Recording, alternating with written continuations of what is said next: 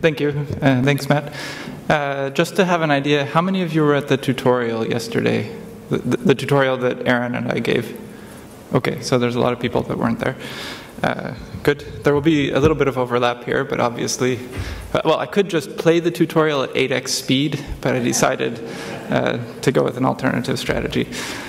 Okay, so as Matt said, I'm from KAUST. That's the King Abdullah University of Science and Technology. It's in Saudi Arabia. I get a lot of questions about it, usually when I travel, and this is the first time I've been at SciPy. So I just wanted to say where we are. So there's the Arabian Peninsula. You have on the right the Persian Gulf, on the left the Red Sea. We are right on the Red Sea. So if you zoom in, it's a little bit hard to see from here, but Jeddah is right there on the coast. Mecca is a little bit inland, and we're just north of Jeddah, near a fishing village called Thul. There's campus. You can see a long strip of nice white sand on the left there. That's the beach, and my house is 1 block away. This is the view on my 5-minute bicycle commute home. So KAUST is really an awesome place to be if you want to have lots of research funding and not spend time looking for money and just really devote your time to doing interesting research. It's also, I think, unusual as a university that supports careers for computational people. That is, you can be a person who mainly writes code and have a career at KAUST. If you're interested in that, talk to Aaron Ahmadiyya. He was at KAUST as a computational scientist for a number of years. So we get some interesting visitors there. So last week I got this email from one of my colleagues. He said, we have a visiting computer scientist today. If you need to troubleshoot your Windows machines, he may be of help. So we get a lot of interesting visitors there. This may not impress you, so I should tell you we get really important people like Matt Rocklin, Andy Terrell, Lorena Barba. They've all been out to KAUST. All right, so I gave a tutorial yesterday about teaching with IPython notebooks. I'm giving a talk about it today, so you might wonder, do I actually do anything else? Yes. So one of the things I do is develop software. So there's a sort of diagram of a code that I work on up there called PyClaw that includes Fortran, C, and Python code all wrapped together. And we use it to model waves. So there's a picture there of water waves propagating over a periodic bottom. You can get interesting things happening when you do that.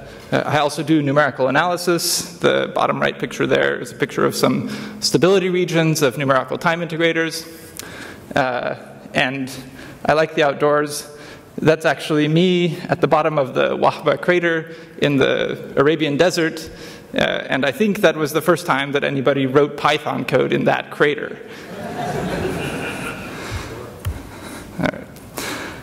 So just a little bit of context, and I think I like being in this session because the context for my course is a little bit different from the one before, and there are probably some things that I do differently because of that. So I teach graduate level courses. We only have grad students at KAUST, and these are for applied mathematics and engineering students. I've also taught some short courses for grad students and for engineers from industry. These courses usually have between 5 and 25 students, and some of the things that I'll talk about I think would be difficult to scale up to larger numbers of students, but that might be interesting too. Okay, so the objectives in this course, which I feel like are really different from the courses that I took as a student, but after the last talk maybe this sounds standard. So students should be able to understand numerical algorithms, their stability, accuracy, and complexity, but they should also be able to, if I give you a problem, select an appropriate algorithm. This is a really hard thing, even for an expert, often, but they should be able to at least steer themselves in the right direction and be able to find an appropriate algorithm. They should then be able to implement the selected algorithm and test and debug their implementation. And I'm not necessarily referring to formal testing here, but they should be able to make sure that their code is solving the equation that they think it's solving and that it's solving it correctly. So Usually, the courses that I took as an undergraduate and graduate student in mathematics and physics were mostly focused on just the first bullet point. I did have to do some of the third one as homework, which meant that I learned really poor programming practices that I had to then unlearn and improve later on. And I learned very little about the second and fourth ones at all. And in order to really cover, bullet points 2 through 4 here, I think it's necessary that students should code in class. Right? And I think after the talks that have been given already this morning, I don't need to emphasize that point anymore. Okay, so why do I use IPython notebooks? Well, again, I'm preaching to the choir here, but the notebook lets you put in a single document mathematics, text, executable, and importantly, modifiable code. Right? The person who's reading can change the code. And also figures, animations, interactive widgets. Okay, this is a big step beyond a printed textbook. Okay, and the main advantage that I see here is that it's interactive. The code is interactive, and the figures and widgets can be interactive. It's often been said that when you're reading a textbook, you need to mentally interact with it. You really need to sort of, be asking questions in your mind. Well, if you have an IPython notebook, that comes naturally. Okay. Maple and Mathematica, for instance, have had the kind of things that I'm talking about for a long time, actually. So you might ask, why don't I use those?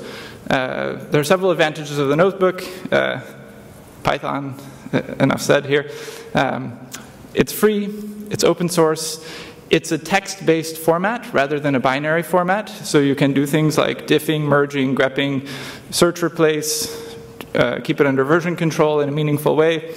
You can also convert between different text-based formats. So you can use NB convert, for instance, to convert your notebook to other formats.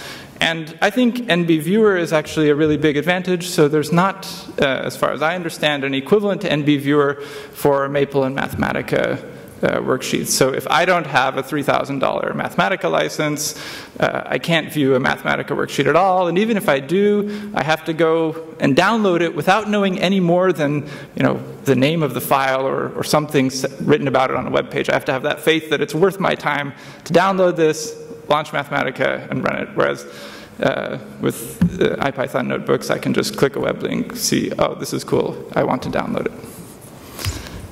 Okay, and I want to emphasize that point about plain text just a little bit more. So a little bit of history. I've been teaching a graduate course in numerical methods at KAUST for 5 years, actually for as long as the university has existed. And the first 3 years that I taught it, I used Sage worksheets. How many people here know what a Sage worksheet is? Okay, most of you. So the Sage worksheet, in some ways, was sort of, the older, stepsister to the IPython notebook. Back then, it was, the IPython notebook didn't exist when I started teaching this course, I think. And Sage worksheets offered a lot of the same advantages, and that's why I started using them. In 2013, I decided to switch to IPython for reasons that I'll get into a little bit later.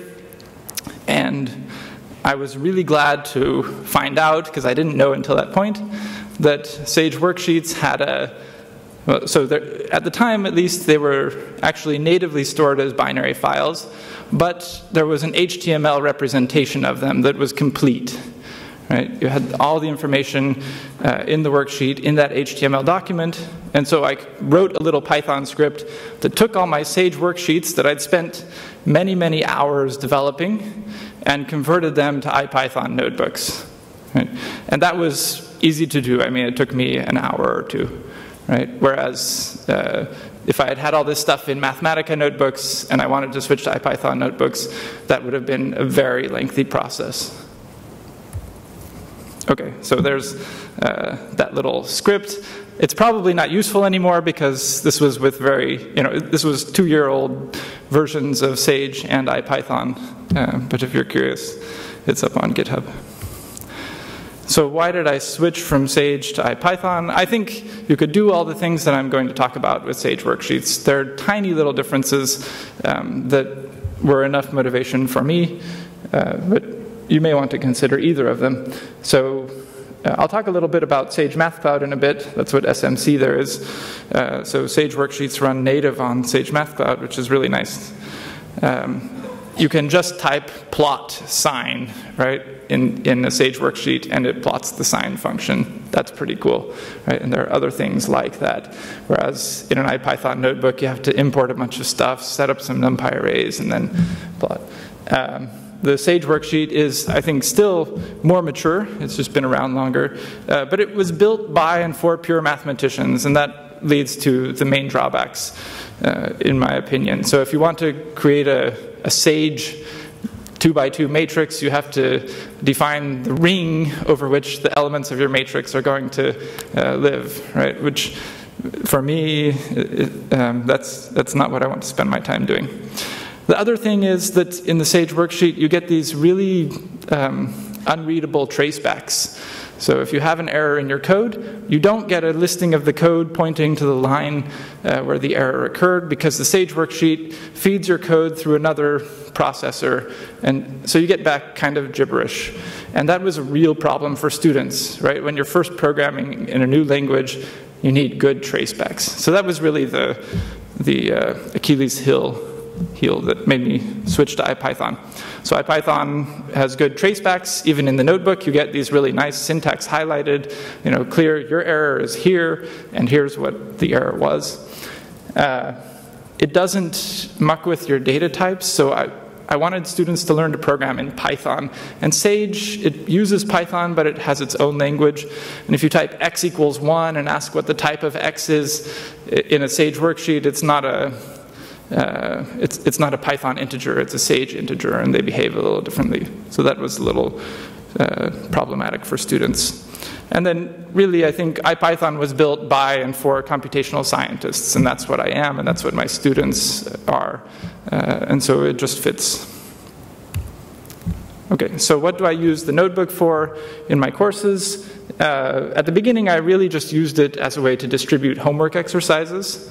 So there'd be a little bit of explanation of the homework problem with some mathematical description. Sometimes there would be a little bit of code provided to sort of help the students get started. And then they needed to write some code, look at the results, and write an explanation of their results. Now I use it for a lot more. So it's become a more and more integral part of the course every year. So here's an example of an in-class sort of demo that I would do.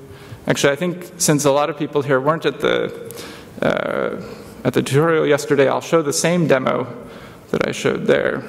Ooh.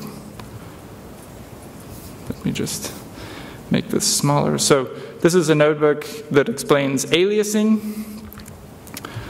Right, so this is something I would give in the middle of a lecture, well, after sort of discussing a little bit this phenomenon. So aliasing is a phenomenon that occurs when you have some high-frequency function, that's very oscillatory, and you represent it on a grid, but you don't have enough points to really represent that function on that grid. And this is just a little bit of code using matplotlib and IPython widgets to demonstrate what can happen. So here the true function that I'm trying to represent is in red, and then the blue dots are my grid points, and I've just done linear interpolation between them to give you an idea of what you would know about that function if you just sampled it on that grid. So if we keep the grid fixed with 12 points, but we change the wave number of this function, we increase it, you see that at some point you stop being able to really see what that function is, and it looks like some other function. Right now, this high-frequency oscillating function looks like wave number 0, right? And it can look like other functions too, other low wave numbers, right? So there it looks like it has half of an oscillation over the whole period. Right? So that's what aliasing is, and I think that playing with this widget for 1 minute is more useful than me explaining to the students for 15 minutes. Right? You really get it, and it sticks with them afterwards. Okay, let me just Let's see how I'm doing. Yes, so in just a second, I'll show you how I distribute the notebooks. Yeah, and maybe I'll come back to this if I have time at the end, but I'm going to go on. So some of the challenges in using IPython in a course, well, there's installation. You have to get Python installed in all the packages. Students need to learn Python. They need to learn how to use the notebook. And there are issues with evaluation that I think were discussed quite a bit in the previous talk. How do you grade students in a course where a lot of the work is computer programming? Okay, so for installation, I think this is really a solved problem. This was difficult when I started in 2010, but nowadays you have binary installers for whatever platform you want of Python, NumPy, Matplotlib, SciPy, right? And that's really enough for this kind of course. You can also use the cloud. So this spring, I didn't ask the students to install things locally on their machines. And all of them, for the entire semester, did their homework using a cloud service. They were allowed, of course, to install things on their computer, and some of them did, but I polled them at the end of the course, and they all said that they primarily, through the entire course, used this cloud-based service. And the service that we used is called Sage Math Cloud. So it was, again, built for Sage, but it also runs IPython notebooks. You can also run R. You can write papers on it. It has to-do lists. It's a complete, you can SSH into sessions there. You have a terminal. It's a complete environment. Anything you can do on your laptop, just about, you can do on it now.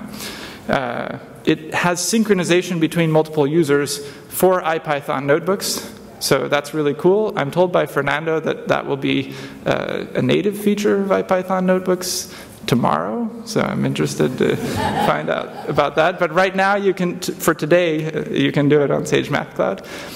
So two people can be editing the same notebook at the same time. Right?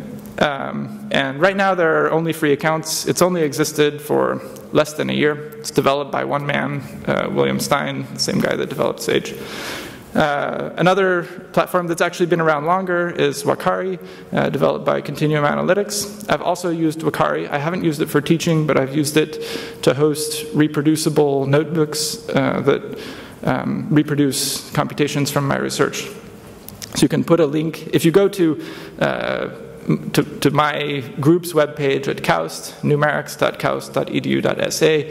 For some of our publications, there are links showing the figure from the paper. If you click on it, it will take you to a notebook on Wakari that you can run that will reproduce the figure. Except I tried to do that yesterday, and apparently some of the software is no longer installed there. They must have re-imaged or something. So, but we'll get that fixed.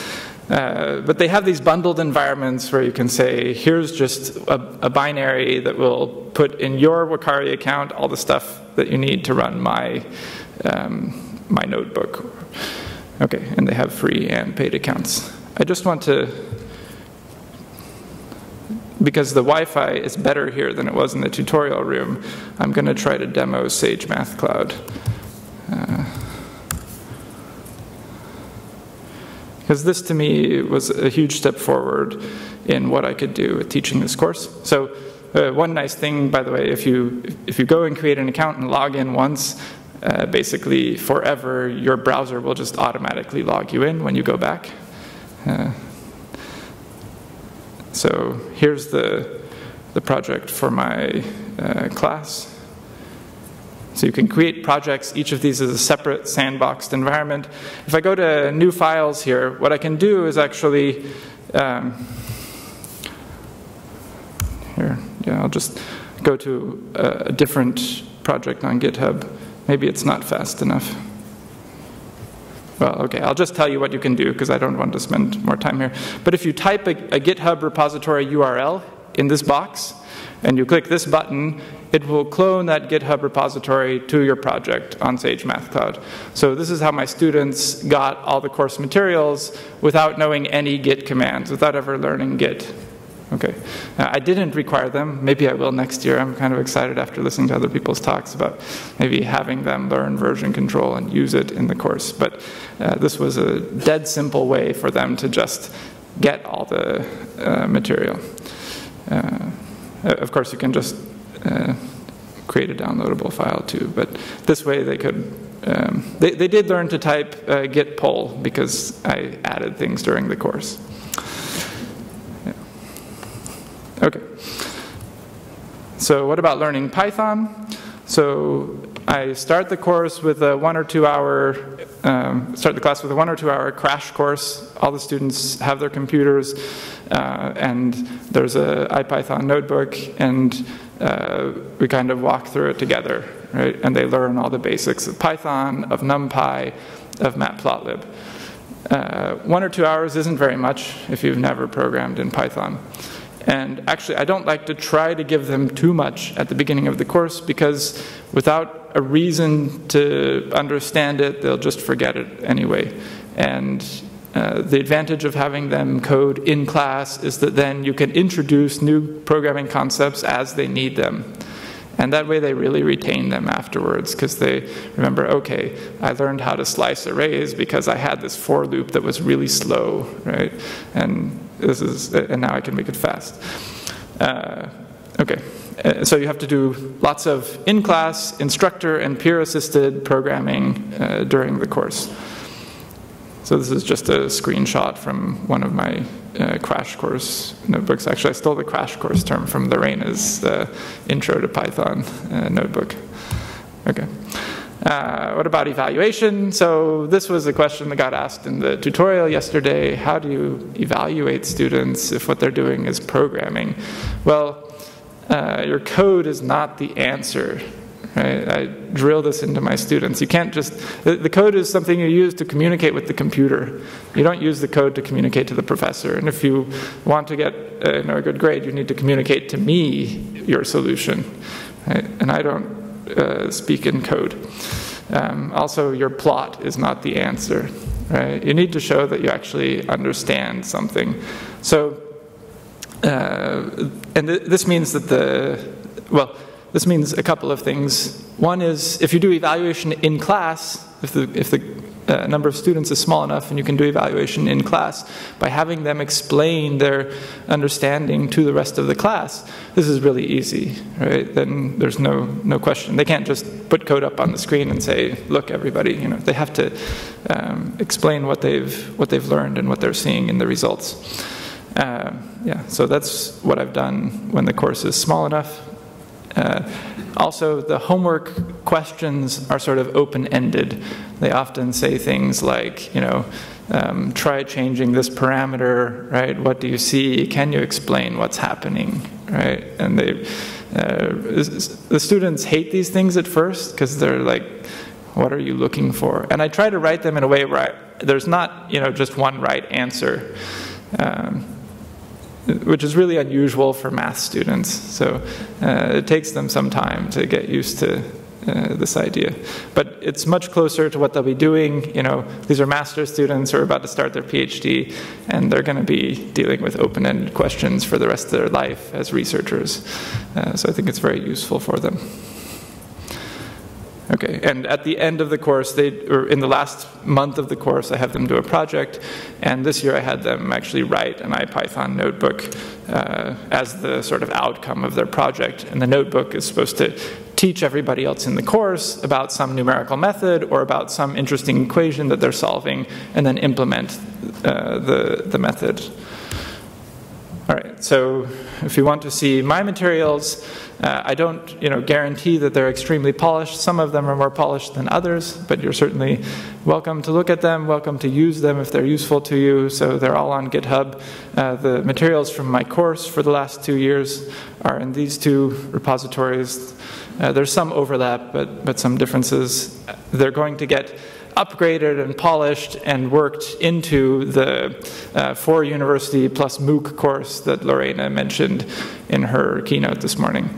And then this short course that I've been teaching on hyperbolic PDEs, it's really a very, very short course, so it's designed to be something that you can complete in a single day in like 6 or 7 hours. called IPython is also there on GitHub. And then you can get all of the stuff from my webpage at davidketcheson.info. So thank you.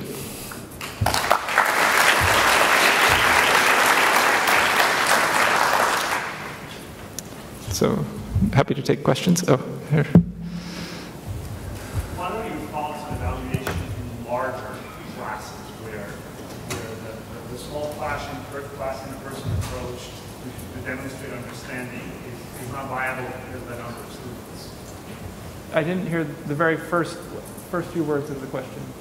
What are your thoughts on the evaluation? Well, what are my thoughts? Really Okay. large classes where the approach you described is just not practical because of the number of students. Yeah, so the question is, what are my thoughts about evaluation in a larger class where you can't do a lot of in-class evaluation? So I do have the students turn in written homework, right? Well, usually they turn it in electronically now. And the open-ended questions are part of that. Of course, grading open-ended questions takes even more work because the amount of information the students might give you as their answer can be really big. And helping them learn, what's a useful way to answer a question is also a challenge. I haven't thought about it a lot. I haven't taught a course with more than about 25 students for 5 years, so I'd be happy to discuss it, but I won't try to give an answer right here. Yeah. Students have laptops or desktops or? Yeah, so initially what I did was go to the computer labs for half of the class sessions, say. Sometimes I'd give a more traditional lecture style, and then like Tuesdays were lectures and Thursdays were laboratory sessions, and they were all at a big desktop computer. What I do now is just tell them, and they prefer this, bring your laptop to class every day. It works a lot better because you can see their faces. They don't have a giant monitor in front of them. They're working on their own machine. They feel more comfortable with it. They have fewer, issues, just logistical issues. And that way, they can just keep going after class is over, right? They don't have to go back to the lab to work on it. They can do it in the middle of the night, while eating pizza in their underwear or whatever, so, okay.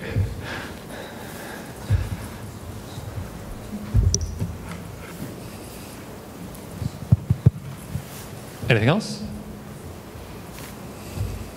So I have a quick question, actually. So what are your thoughts? So you're teaching an applied math course. What are your thoughts generally on teaching programming techniques within a domain department like applied math, but within a department like physics or mathematics versus teaching programming within a computer science course? Are your students getting really programming training, or they're just getting applied math training? Yeah. So the question is, what about teaching a similar course in other departments? So I lied a little bit. I said my students are all applied mathematicians. That's not true. Typically about half of the students in the course are applied mathematicians. The others are also graduate students in electrical engineering, mechanical engineering, materials science, things like that. So I do teach students in other disciplines. They're all students who they're graduate students, and they've elected to take a numerical methods course, so they're very interested. And I think these four objectives are more relevant for the engineers and the scientists than they are for the mathematicians. In fact, going beyond just the theoretical understanding to the practical selection of a method, implementation, and testing. So I think this really is the sort of right way to teach it. But honestly, I don't feel like the course needs to be so different for mathematicians versus engineers versus physicists. The course that we're teaching in the fall, at these four universities, at KAUST it's listed under applied math. At George Washington, it's mechanical engineering, right? And I think at Southampton it's listed in math and engineering. So I think there's not a right way to teach to mathematicians and a right way to teach to engineers, but to me, these things are the things that all of them should be learning. Okay, thank you. Let's give David another round of applause.